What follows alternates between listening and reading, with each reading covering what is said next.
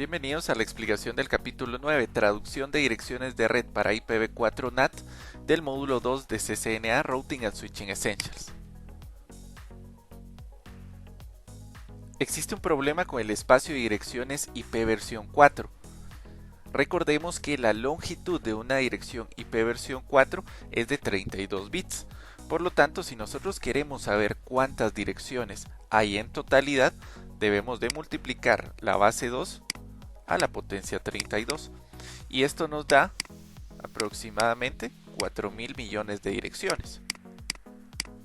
Ahora, si nosotros nos ponemos a pensar cuántos dispositivos están orientados hoy en día a la conexión a Internet y cuántos dispositivos ahora son inteligentes, todos esos dispositivos pues tienen que tener una dirección IP para poder comunicarse con la red. Por lo tanto, el espacio de direcciones IPv4 no es lo suficientemente grande como para ocuparse de forma exclusiva de todos los dispositivos que necesitan una conexión a Internet. Y los routers de Internet no enrutan direcciones privadas, pero sí enrutan direcciones públicas. Quiere decir que para que nosotros podamos navegar por Internet o movernos a través de Internet necesitamos una dirección IP pública. Con direcciones privadas no lo podemos realizar. Ahora, por lo general, nosotros cuando tenemos una red local, tenemos pues acá un router y tenemos nuestro espacio de direcciones privadas. Y luego tenemos nuestra conexión a Internet. Por lo tanto, si me están diciendo que yo no puedo navegar con una dirección IP privada, la NAT o la traducción de direcciones no realiza esta traducción en la cual yo voy a convertir una IP privada en una IP pública y de esa forma poder navegar hacia Internet. Debido a que no tenemos las suficientes direcciones IPv4, pues no podemos hacer que cada uno de los dispositivos tenga una dirección IP pública. Por lo tanto, se realiza esta configuración de traducción. Ahora tenemos una red interna y tenemos Internet. En la red interna contamos con direcciones IP privadas, pero en Internet tenemos que navegar con una dirección IP pública. En este caso, se realiza una traducción llamada NAT porque el router sí tiene asignada al menos una dirección IP pública para poder navegar por Internet. Esa dirección IP pública la asigna nuestro proveedor de servicios de Internet, ISP. Por lo tanto, NAT es un proceso que se utiliza para traducir direcciones de red. El uso principal de NAT es conservar las direcciones IPv4 públicas. ¿Por qué? Porque recordemos que en una red local nosotros podemos tener, por ejemplo, 20 dispositivos conectados a Internet, pero cuando los traducimos con el router, nosotros podemos traducirla a una dirección pública únicamente. Por lo tanto, estamos conservando las direcciones públicas y no se las estamos asignando a todos los dispositivos. Y por lo general, esto se implementa en dispositivos de red fronterizos como firewall o los routers. Cuando se debe enviar tráfico a otras organizaciones, Internet o cuando se debe recibir tráfico, el router frontera traduce las direcciones a una dirección pública y globalmente única. Recordemos que las direcciones públicas son únicas, no pueden haber dos, mientras las privadas sí se pueden repetir entre dos redes LAN que estén en distancias separadas. Por lo tanto, aquí tenemos un ejemplo de NAT. Tenemos una red local, ¿verdad? Esta es una red LAN y por lo tanto utiliza un espacio de direcciones privadas. No importa de qué tan grande sea la red que yo pueda tener. Por ejemplo, acá vemos que existe otro router. Existen acá dos subredes, la 10.0, la 11.0 y acá pues existe una conexión dedicada también, una conexión serial. Pero esto sigue siendo o sigue representando mi dirección mi espacio de direcciones privadas. Cuando yo me conecto a Internet a través de mi ISP, sí necesito, en este caso, tener una dirección IP pública. Entonces este viene siendo mi router frontera y es acá en donde ocurre NAT.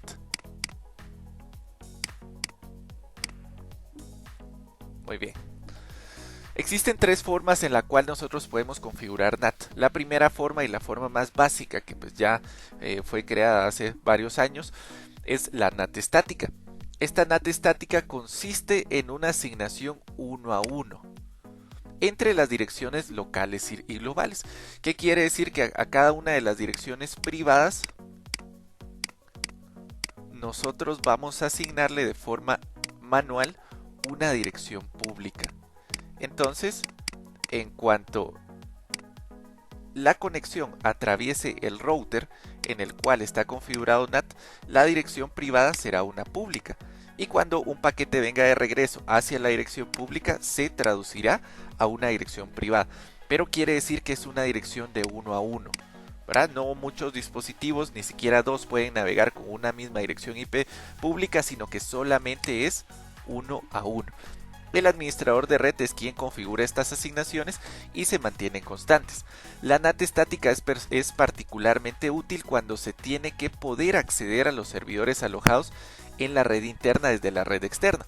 Por lo tanto, si ustedes quieren acceder a algún recurso que esté en una red LAN de cualquier empresa y ustedes quieren estar conectados a internet por cualquier medio, aquí está internet, y ustedes por ejemplo están conectados por medio de tecnologías móviles 3G, 4G, básicamente yo puedo configurar esta NAT y asignarle a un servidor en específico. O sea, imagínense pues a un servidor que tenga una base de datos, que sea un sistema, que tenga un sistema, una aplicación, etcétera. Esta tiene una dirección privada. Por ejemplo, 192.168.1.10. Pero es acá en donde yo tengo que asignarle una dirección pública. Por ejemplo, la 200.1.1.1. Ahora bien, como esta dirección es globalmente única, yo puedo acceder o puedo ubicar mi servidor a través de esta dirección pública. Pero ¿qué tenemos que hacer? Tenemos que hacer una asignación de 1 a 1. Acá tenemos un ejemplo en donde pues tenemos un servidor acá y existe una computadora que está conectada en otra parte. Realmente pues no puede ser cualquier parte. Y acá está haciendo una conexión SSH, o sea una conexión remota a la dirección 209.165.200.226, que de por sí es una dirección pública. Pero en el router, ¿verdad? En el router frontera, que vendría siendo este R2, ya existe una configuración NAT. ¿verdad? Y aquí está la asignación 1 a 1. La computadora 10.10 tiene la dirección 226. Por lo tanto, si alguien quiere acceder a la dirección 226, va a llegar específicamente a este servidor, ¿verdad? Además, se realizaron otras dos asignaciones, que es la .11, .12 con sus respectivas direcciones públicas. Ahora, acá el problema es que por cada dispositivo que yo desee vincular a internet, tengo que tener una dirección IP pública. Y de hecho, pues a medida que han avanzado los años, cada vez es más difícil tener una dirección IP pública. Por lo tanto, pues tendríamos en este caso que rentar más direcciones de acuerdo a lo que nosotros necesitamos. Y si lo vemos desde otro punto de vista, hagamos de cuenta que si yo tengo 3 direcciones públicas y tengo 3 dispositivos, tengo que asignar 1 a 1. Quiere decir que solamente estos 3 dispositivos pueden tener conexión a internet. Si yo coloco un cuarto, imagínense que ahorita estamos conectando la PC 4, no tenemos una dirección pública. Por lo tanto, este dispositivo no tendría conexión a internet. Tendría que quitarle una dirección pública a un dispositivo y hacer una asignación de 1 a 1. Muy bien, entonces ¿cómo lo configuramos? Existen dos pasos. Primero, crear una asignación entre las locales internas y las locales externas, que viene siendo la privada y la pública, y luego definir en qué interfaz pertenece la red interna y cuál es la red externa. Esto es muy importante, que nosotros sepamos diferenciar cuál es la red interna y cuál es la red externa. Esto es bastante sencillo. Para cada router nosotros pues tenemos una red LAN. Esta vendría siendo mi red interna, quiere decir de mi router frontera hacia dentro de la organización, y una red externa que es hacia donde me conecta mi router frontera, quiere decir una red hacia internet. Muy bien, sabiendo eso, tengo que tener claro cuáles son las interfaces que me conectan a la red interna y a la externa. Por ejemplo, la interfaz interna está dada por la serial 000 y la red externa está dada por la serial 010. ¿verdad? Quiere decir que la serial 0010 me conecta con mi red externa y la serial 000 me conecta con la red interna. Sabiendo eso, pues ya acá nos muestran un ejemplo que lo que se quiere hacer es una traducción desde la dirección 10.224 de mi servidor web hacia la dirección pública 201.5. Y así, haciendo esta conexión, haciendo esta traducción, cualquier dispositivo en cualquier parte del mundo que tenga conexión a internet va a poder acceder a mi servidor web.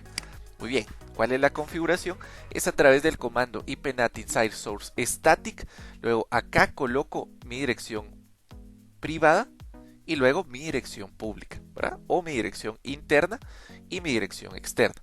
Veamos que esta es la 254 que corresponde a mi dirección interna y la 201.5 es mi dirección externa. Luego de eso únicamente tengo que decirle quién es la interfaz que me conecta con la red interna y cuál es la red externa. Muy bien, entonces como habíamos visto anteriormente, ingreso a la interfaz serial 000 y le coloco ipnat inside, quiere decir que es mi red interna o mi red privada. Y luego voy hacia mi interfaz serial 010 y le coloco ipnat outside, que quiere decir que esta es mi conexión hacia la red externa. Y con eso ya habré configurado una conexión NAT estática. Existe un comando que es el show ipnat translation, que a través de este comando yo puedo ver cómo están mis asignaciones. Aquí puedo ver claramente que esta es una conexión, la que yo acabo de crear con los comandos anteriores. Pero en la imagen que tenemos en la parte de abajo es una conexión activa, que quiere decir que actualmente se está realizando una traducción, o sea, se está utilizando esa traducción para poder conectarse hacia algún punto. Entonces esta vendría siendo pues una conexión inactiva en la parte superior, y en la parte de abajo, en la parte inferior, podemos ver cuando una sesión es activa, cuando actualmente se está utilizando esa traducción. Y por último, en este tipo de conexiones que son las NAT estáticas, a través del comando show ipnat statistics puedo ver que existe una traducción estática y puedo ver la cantidad de hits, quiere decir la cantidad de traducciones que se han realizado. Y por ejemplo, luego de establecer una conexión con el servidor, puedo ver que ya existieron 5 traducciones. Entonces puedo ver incluso cuántas veces se ha ejecutado una traducción.